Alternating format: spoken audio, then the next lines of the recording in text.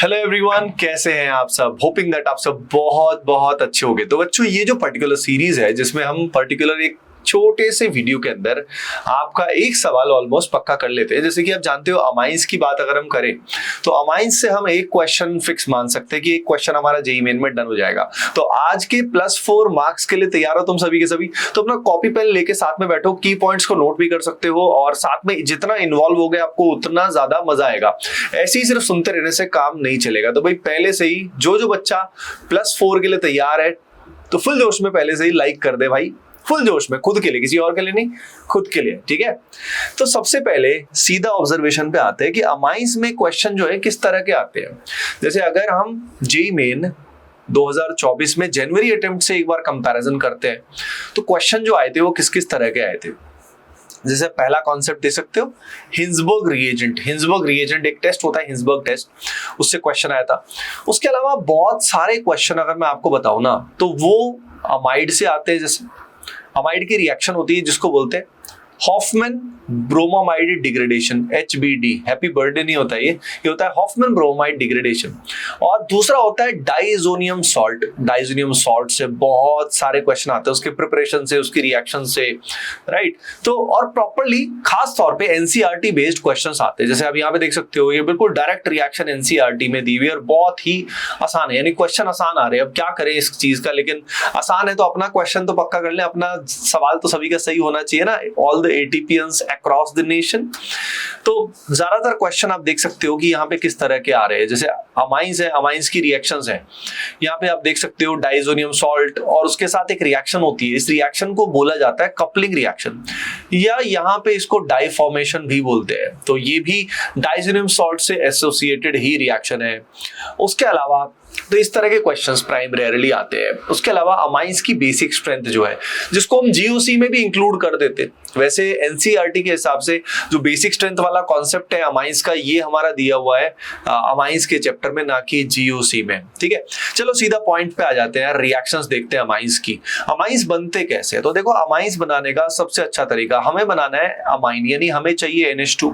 अब NH2 बनाने का बहुत ही अच्छा तरीका ये है कि अगर हमें NO2 मिल जाए और NO2 को अगर मैं NH2 में कन्वर्ट कर दूं तो मेरा काम बन जाएगा। क्या बोलो? हाँ भाई, सोचो, बन जाएगा, बिल्कुल बन जाएगा। अब मुझे ऑक्सीजन हटाना है, हाइड्रोजन लगाना है। तो ऑक्सीजन हटा के हाइड्रोजन लगाओगे तो इसको क्या बोलते हैं? इसको बोलते हैं भैया रिडक्शन, यानी हमें चाहिए कोई रिड्यूसिंग एजेंट, तो NO2 के रिडक्शन से काम चल जाएगा। तो लिखा हुआ ना, रिडक्शन ऑफ नाइट्रो कंपाउंड्स। आइए देखते हैं किनका यूज करते हैं। यहाँ पे बेंजीन पे NO2 लगा हुआ है और अगर यहाँ पे हाइड्रोजन के साथ पैलेडियम कैटलिस्ट लेते हो प्लस इथेनॉल लेते हो तो कैटालिटिक हाइड्रोजिनेशन हो जाएगा। सिमिलरली ये रिएक्शन ज्यादा popular, it is more popular, जिसमें यहाँ पे NO2 के साथ मेटल के साथ एसिड लिया जाता है। ये जो मेटल होते हैं ये क्या करते हैं? इलेक्ट्रॉन्स प्रोवाइड करते हैं। इलेक्ट्रॉन जो प्रोवाइड करता है वो रिड्यूस करता है और साथ में एसिड H+ प्रोवाइड करता है। अब आप खुद ही सोचो, इस पूरे प्रोसेस में ऑक्सीजन निकलता जाएगा और हाइड्रोजन आता जाएगा। तो ऑक्सीजन को रिमूव करके हाइड्रोजन लगाओ। ये अमोनोलाइसिस रिएक्शन तो प्राइमरीली SN2 होती है, तो इसका कोई मतलब SN2 रिएक्शन है और इसका यूज प्राइमरीली SN2 रिएक्शंस में ही ज्यादा आता है, वहीं पे क्वेश्चन आता है। उसके अलावा नाइट्राइल जो है उसको भी रिड्यूस कर सकते हो। आप जानते हैं नाइट्राइल में 2 पाई बॉन्ड प्रेजेंट है ना। अब 2 पाई बॉन्ड प्रेजेंट है तो इन दोनों पाई बॉन्ड को हटा के अगर मैं लगा दूं यहाँ पे 2 हाइड्रोजन और यहाँ पे भी लगा दूं 2 हाइड्रोजन तो काम बन जाएगा क्या? अब इसके लिए हम हाइड्रोजिनेशन कर सकते हैं, या तो हम यहाँ पे यूज कर सकते हैं हाइड्रोजन के साथ निकल, या मैं सोडियम Hg का एमेल्गम, जो एक मेटल बेस्ड एमेल्गम है और साथ में इथेनॉल है, हम ये भी यूज कर सकते हैं। तो हमारे सामने होना चाहिए रिड्यूसिंग एजेंट जिसमें C∧N। देखो लॉजिकली समझो, C∧N है तो रिडक्शन होते टाइम क्या होगा? ट्रिपल बॉन्ड हटेगा, डबल बॉन्ड हटेगा और हाइड्रोजन आएगा। अमाइड से बात करते हैं कि भाई अमाइड में अगर हमें रिएक्शन करनी है तो अमाइड में रिएक्शन करके हमें ये C∧O हटाना है और C∧O की जगह हमें चाहिए CH2NH2। अब इसके लिए कौन सा रिएजेंट यूज होगा भाई? इसके लिए यूज होगा LiAlH4, लिथियम एल्यूमिनियम हाइड्राइड। बहुत ही पावरफुल रिड्यूसिंग एजेंट होता है, ये बहुत ही पावरफुल होता है और ये जो कार्बोनिल ग्रुप आपको दिखाई दे रहा है इसको CH2 में कन्वर्ट करता है, राइट। अच्छा, ये रिएक्शन देख के कुछ याद आया आपको? C∧O CH2 में कन्वर्ट होता है एल्डिहाइड कीटोन्स के लिए। वुल्फ किस्टर रिडक्शन में भी होता है और क्लेमेंसन में भी होता है, जो हम ऑलरेडी कर चुके हैं। अगली रिएक्शन भैया बड़ी ही इंपॉर्टेंट है, इसका ट्रिक हमें पता होना चाहिए, ये है गैब्रियल थैलेमाइड रिएक्शन। अब गैब्रियल थैलेमाइड रिएक्शन जो है इसके अंदर क्या होता है, देखो यार, इसके अंदर सीधा हमारे पास एन एल्काइल थैलेमाइड होता है। थैलेमाइड कैसा होता है, ये जो आपको दिखाई दे रहा है, थैलेमाइड कैसे बनता है मैं थोड़ा सा आपको आइडिया दे देता हूं। देखो, जो हमारे पास एक इस तरह का थैलिक एसिड होता है, ठीक है, जिसमें बेंजीन के अगल बगल में 2 कार्बोक्सिलिक एसिड ग्रुप्स होते हैं। अब यहाँ पे अमोनिया के साथ जब इसको स्ट्रॉन्ग हीट किया जाता है, अमोनिया के साथ स्ट्रॉन्ग हीट किया जाता है, तब जाके यहाँ पे ये NH ग्रुप आता है, इमाइड में कन्वर्ट होता है, थैलेमाइड बन जाता है, ठीक है। अब ये जो रिएक्शन है, ध्यान रखना, इसका पर्पस है अमाइन क्रिएट करना। क्या क्रिएट करना है, अमाइन क्रिएट करना है। अब अमाइन क्रिएट करने के लिए करना क्या पड़ेगा, तो देखो यार, यहाँ पे हमारे पास सबसे पहले ये जो एसिडिक हाइड्रोजन है इसको हटाएंगे, और इसको हटाने के लिए लिया जाएगा बेस। ये बेस इसके H को निकाला, H+ निकाल के N पे क्या आया, माइनस। अब ये बनेगा न्यूक्लियोफाइल। न्यूक्लियोफाइल यानी इलेक्ट्रॉन देने वाला। ये किस पे अटैक करेगा, ये एल्काइल हैलाइड पे अटैक करेगा, SN2 करेगा। ये जो स्टेप हो रहा है बच्चों, ये हो रहा है SN2। ओह माय गॉड, ये जोश में कैसे आ गया। तो यहाँ पे हो रहा है SN2, और ये SN2 में हटके यहाँ पे हेलोजन हटके उसकी जगह पे एल्काइल ग्रुप आ रहा है। यानी अगर आप ऑब्जर्व करो क्लियरली तो यू कैन सी हाइड्रोजन हटके H की जगह पे क्या आ गया, एल्काइल ग्रुप आ गया है। अब तुम देख सकते हो ये क्या है, this is an alkyl phthalimide.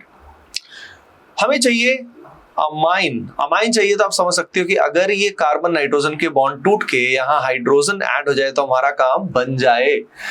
इसके करने के लिए, ये करने के लिए हमें करना पड़ता है हाइड्रोलिसिस। तो जब हम हाइड्रोलिसिस करते हैं यानी OH- बेसिक मीडियम में हाइड्रोलिसिस करते हैं, तो ये जो कार्बन नाइट्रोजन का बॉन्ड है, ये जो कार्बन नाइट्रोजन का बॉन्ड है, ये ब्रेक होता है, जिससे नाइट्रोजन का वैलेंसी फ्री होता है। और नाइट्रोजन का वैलेंसी फ्री होता है तो उसको आप क्या देते हो, हाइड्रोजन। अब आप खुद सोचो, नाइट्रोजन का कितना वैलेंसी यहाँ पे फ्री होगा, 2 होगा। अगर 2 फ्री होगा तो यहाँ हाइड्रोजन भी कितने आएंगे, 2 ही आएंगे। इसीलिए ये जो पर्टिकुलर रिएक्शन है गैब्रियल वाला, इससे 1 डिग्री अमाइन ही बन सकता है और कुछ नहीं बन सकता। You can create only 1 degree amine in this. अच्छा, इसमें 1 डिग्री अमाइन में आप एक बार चेक करके सोचो, वीडियो को पॉज करो और दिमाग लगाओ, क्या हम इस पर्टिकुलर अमाइन को यानी टर्शरी ब्यूटाइल अमाइन को इस प्रोसेस में क्रिएट कर सकते हैं? एक बार सोच के देखिए, दिमाग लगाइए, क्या हम ऐसा कर सकते हैं? अगर हमारे पास यहाँ पे कुछ इस तरह का अमाइन है, कैन वी डू दैट?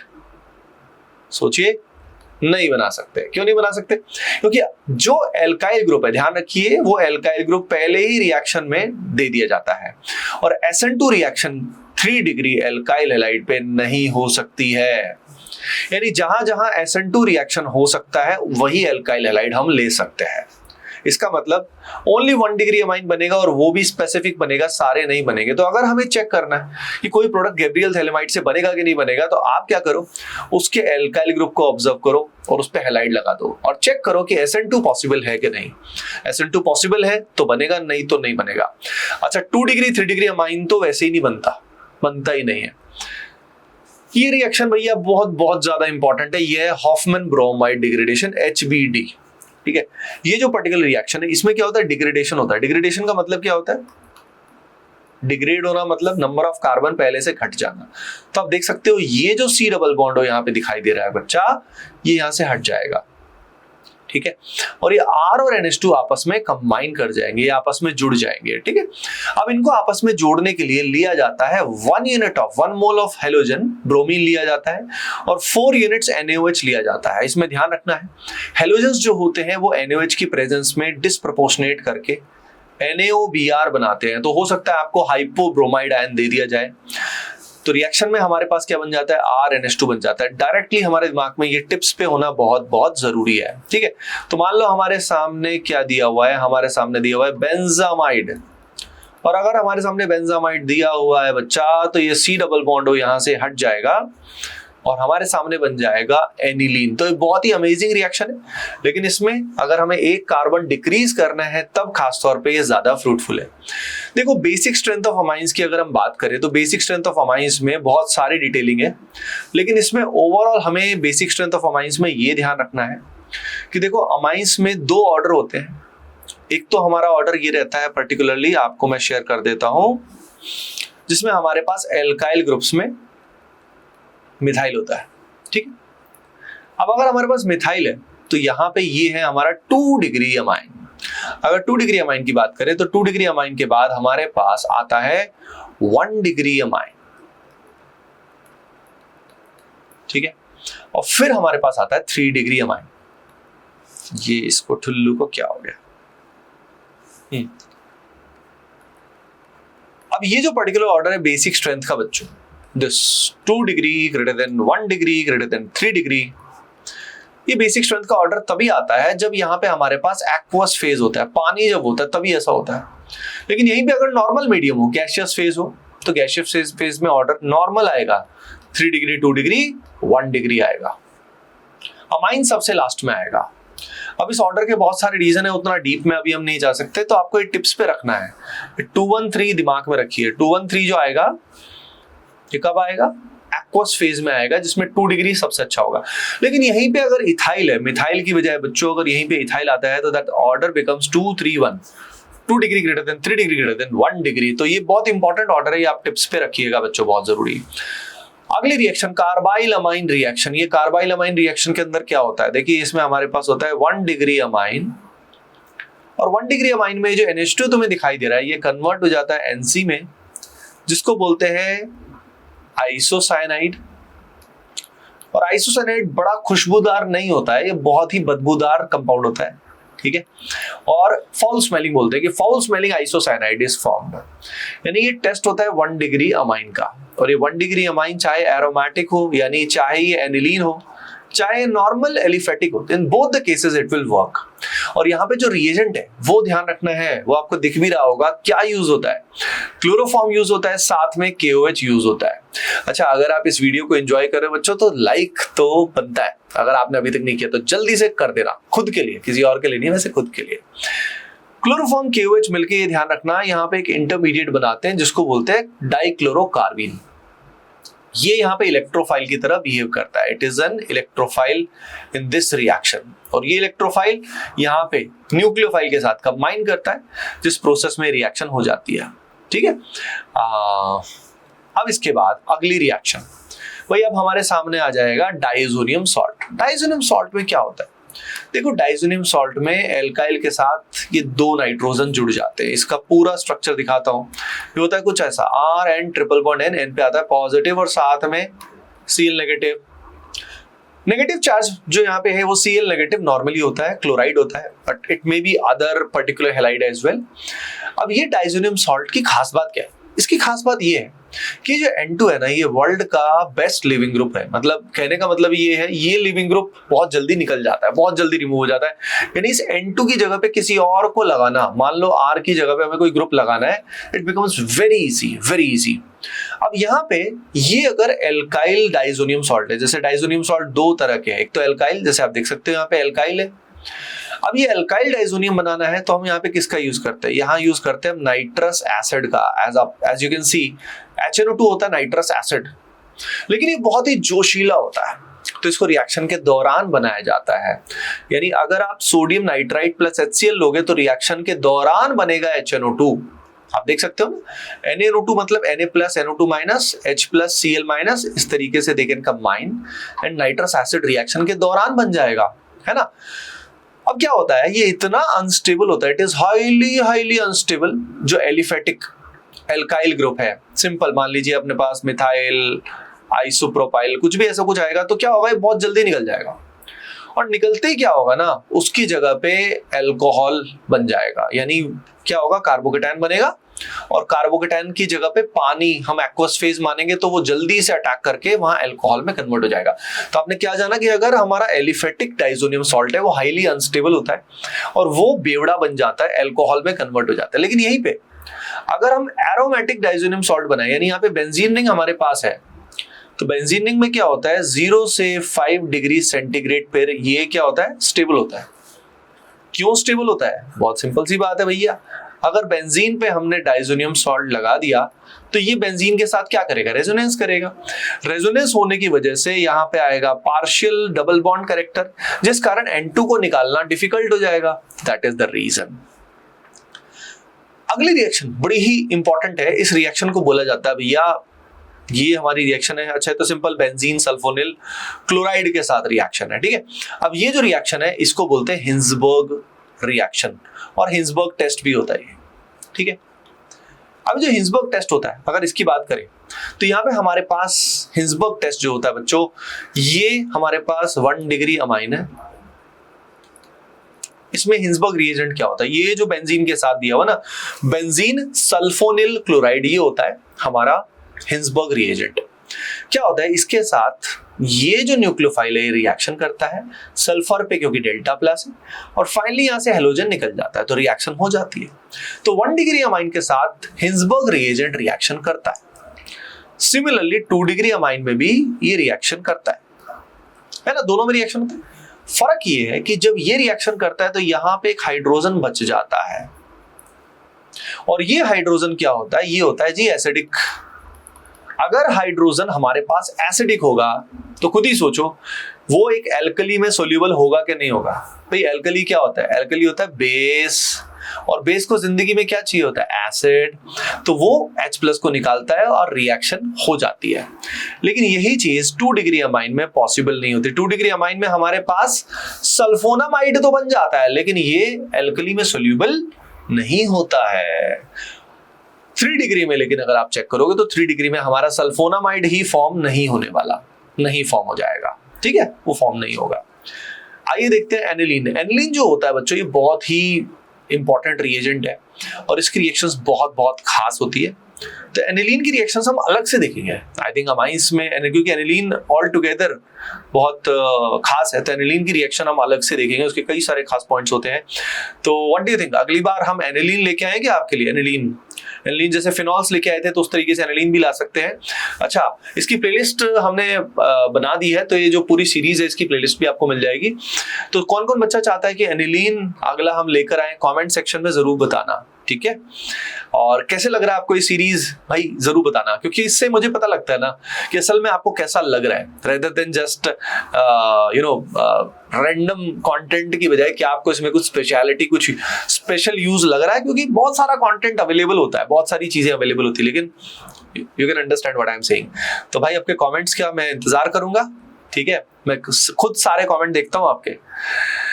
हाँ जी, डाइजोनियम सॉल्ट कैसे बनता है ये तो बता ही दिया था। अब डाइजोनियम सॉल्ट की रिएक्शंस देख लेते हैं। देखो डाइजोनियम सॉल्ट में क्या होता है, आपको मैंने पहले ही बताया था, ये AR जो है ना, इसका मतलब है बेंजीन लगा हुआ है, बेंजीन या बेंजीन डेरिवेटिव लगा हुआ है, ये डाइजोनियम सॉल्ट बना हुआ है।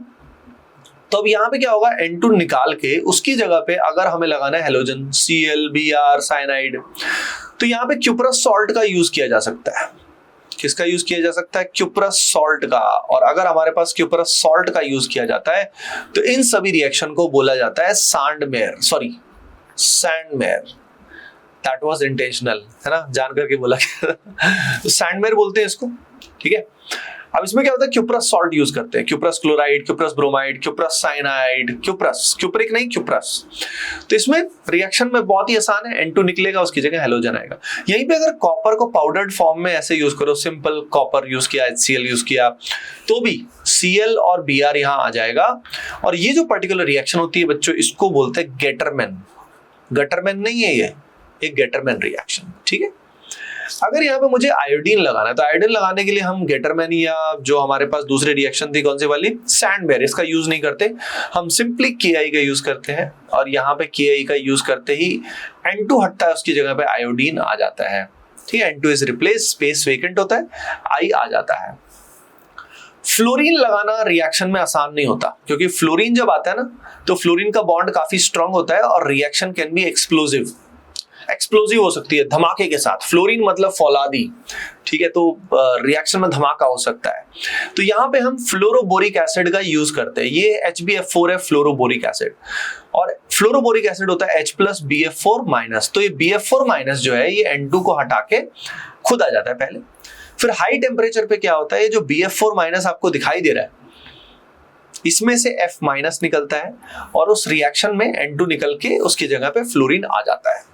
यानी यहाँ पे प्रोसेस रिलेटिवली कंट्रोल्ड रहता है। That is why fluoride ion जो है, मैंने आपको बताया कि लाना आसान नहीं होता है, स्पेशल केस है। इसको बाल्ज-स्कीमन रिएक्शन भी बोलते हैं, बाल्ज-स्कीमन रिएक्शन। एनसीईआरटी में नाम नहीं है पर रिएक्शन है।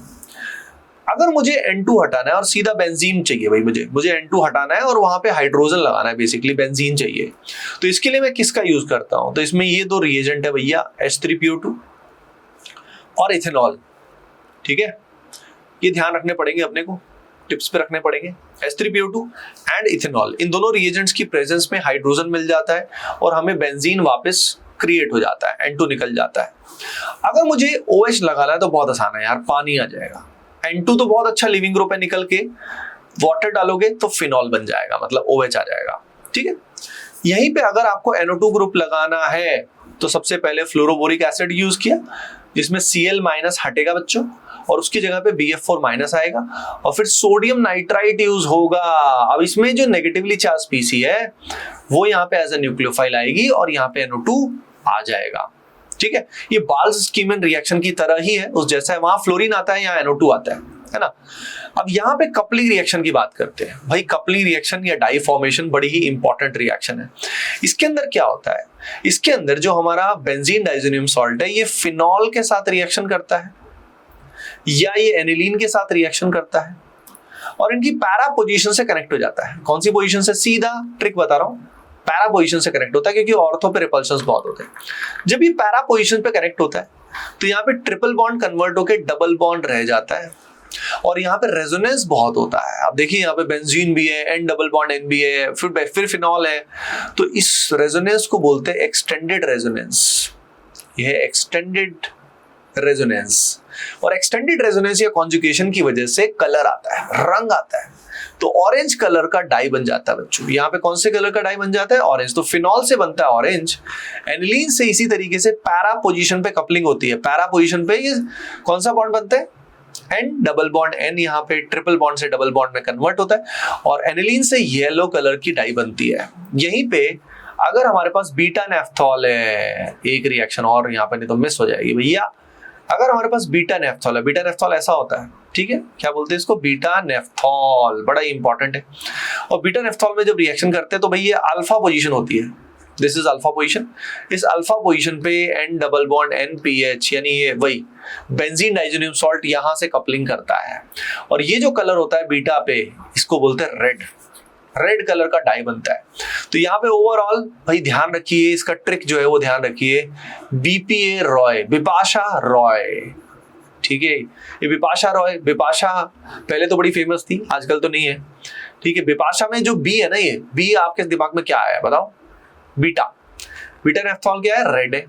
पी जो है बिपाशा का पी, ये क्या है? Phenol, orange. और ए जो है ये क्या है अपना? एनिलीन। एनिलीन क्या होता है? येलो। तो बिपाशा रॉय, इसको आप ध्यान रखिएगा। हाँ जी, तो वही समराइज कर देता हूँ कंटेंट को। एनिलीन अपन अलग से देखेंगे, एनिलीन में कई सारे और भी कॉन्सेप्ट है।